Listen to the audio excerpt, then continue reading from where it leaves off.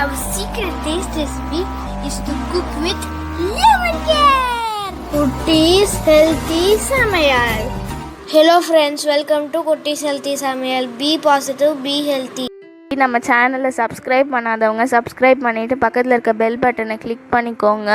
All ஆப்ஷனை click பண்ணுங்கள். அப்போ தான் நாங்கள் போடுற எல்லா வீடியோஸோட நோட்டிஃபிகேஷன்ஸ் உங்களுக்கு வரும்.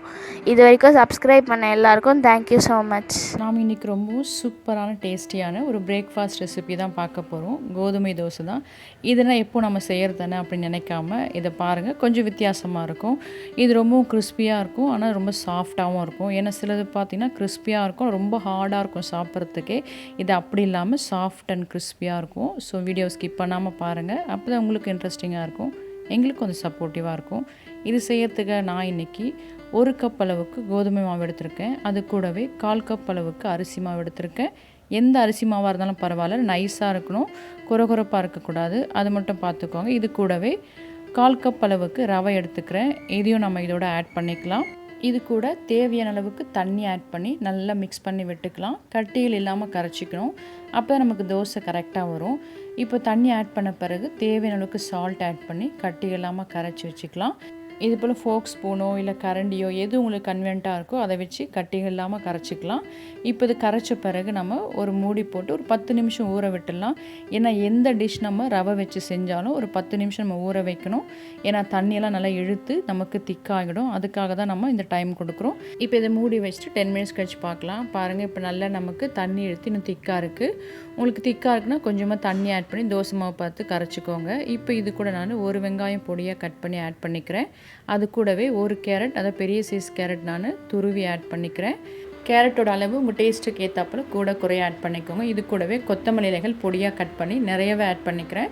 அப்போ அந்த ஃப்ளேவரும் டேஸ்ட் ரொம்ப நல்லாயிருக்கும். இது கூடவே 1/2 ஸ்பூன் அளவுக்கு சீரகமும் வரமிளகாயும் சேர்த்து அரைச்ச பவுடர் ஆட் பண்ணிக்கிறேன். இது நான் எப்போவுமே அரைச்சி ஸ்டோர் பண்ணி வச்சுருப்பேன். ஏன்னா இது போல் ரெசிபிலாம் செய்யும்போது நமக்கு ரொம்ப யூஸ்ஃபுல்லாக இருக்கும். அப்படி இல்லைனா நீங்கள் வரமிளகாயோ இல்லை பச்சை மிளகாயோ பொடியாக கட் பண்ணி இதோட ஆட் பண்ணிக்கலாம். சின்ன பிள்ளைங்களுக்கு கொடுக்கும்போது வரமிளகாய் ஆட் பண்ணிக்கோங்க. இது கூட 2 பிஞ்ச் அளவுக்கு மஞ்சள் ஆட் பண்ணி நல்லா கலந்து விட்டுக்கலாம். தோசை மாவு பதத்துக்கு நல்லா கலந்துக்கோங்க. கொஞ்சம் திக்காக இருந்தால் தண்ணி கொஞ்சமாக ஆட் பண்ணிக்கலாம். நான் கொஞ்சமாக தண்ணி ஆட் பண்ணி இன்னும் கரைச்சிக்கிறேன். உங்களுக்கு இன்னும் நல்லா கிறிஸ்பியாக வேணும்னா மாவு ரொம்ப தண்ணியாக இருக்கணும். அப்படி இருக்கும்போது நல்லா கிறிஸ்பியாக கிடைக்கும். ஏற்கனவே நான் ஸ்டவ்வில் ஒரு தவா வச்சுருக்கேன், நல்லா சூடாகிடுச்சு. இப்போ அதில் நாம் தோசைகளை நைஸாக ஊற்றி எடுத்துக்கலாம்.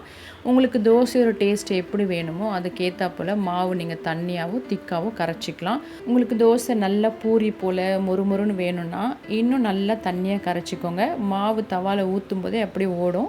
அந்தளவுக்கு நீங்கள் தண்ணியாக கரைச்சிங்கன்னா நல்லா கிறிஸ்பியாக கிடைக்கும். நாங்கள் இன்றைக்கி கிறிஸ்பியாகவும் வேணும், அதே சமயம் தோசை கொஞ்சம் திக்காக சாஃப்டாகவும் இருக்கணுன்றதுக்காக நான் கொஞ்சம் மிதமான பதத்தில் கரைச்சிருக்கேன். அதாவது ரொம்ப தண்ணியாகவும் இல்லாமல் ரொம்ப திக்காகவும் இல்லாமல் இந்த ஸ்டைலான கரைச்சி வச்சுருக்கேன். ஸோ மாவோட கன்சிஸ்டன்சி பொறுத்து தான் உங்கள் தோசையோட அந்த மொறுமொறுப்பு தன்மையும் இருக்கும். ஸோ நீங்கள் அதுக்கேற்ற போல் பார்த்து செஞ்சுக்கலாம். இப்போ பாருங்கள், நம்ம தோசைகளை ஊற்றி எடுத்தாச்சு. தவால தான் வருமானு கிடையாது.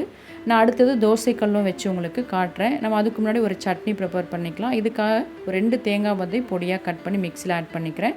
அதுக்கு தேவையான அளவுக்கு சால்ட் ஆட் பண்ணிவிட்டு அது கூடவே 2 வரமிளகாய், 2 பல்லு பூண்டு, கொத்தமல்லி இலைகள் கொஞ்சமாக ஆட் பண்ணிக்கிறேன். பூண்டு வேண்டான்னா நீங்கள் ஸ்கிப் பண்ணிக்கலாம், அது ஆப்ஷனல் தான். இதுக்கு தேவையான 2 ஸ்பூன் அளவுக்கு பொட்டுக்கடலை ஆட் பண்ணிக்கிறேன்.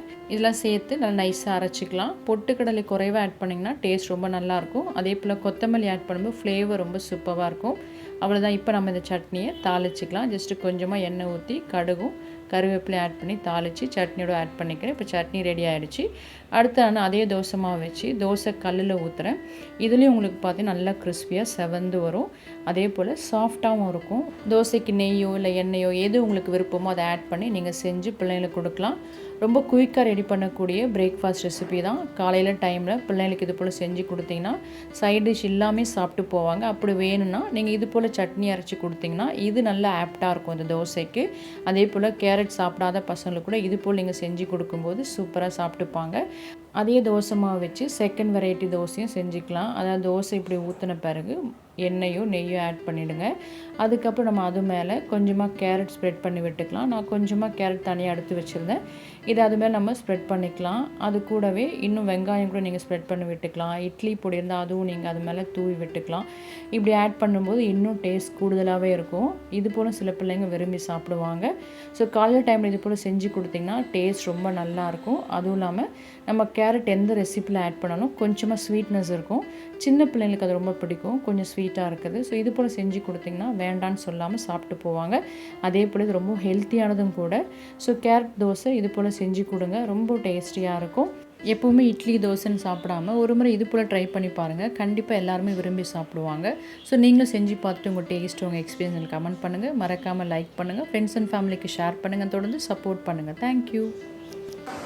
Yummy tasty. நீங்களும் ட்ரை பண்ணுங்கள், என்ஜாய் பண்ணுங்கள், ஹெல்த்தியாக இருங்க.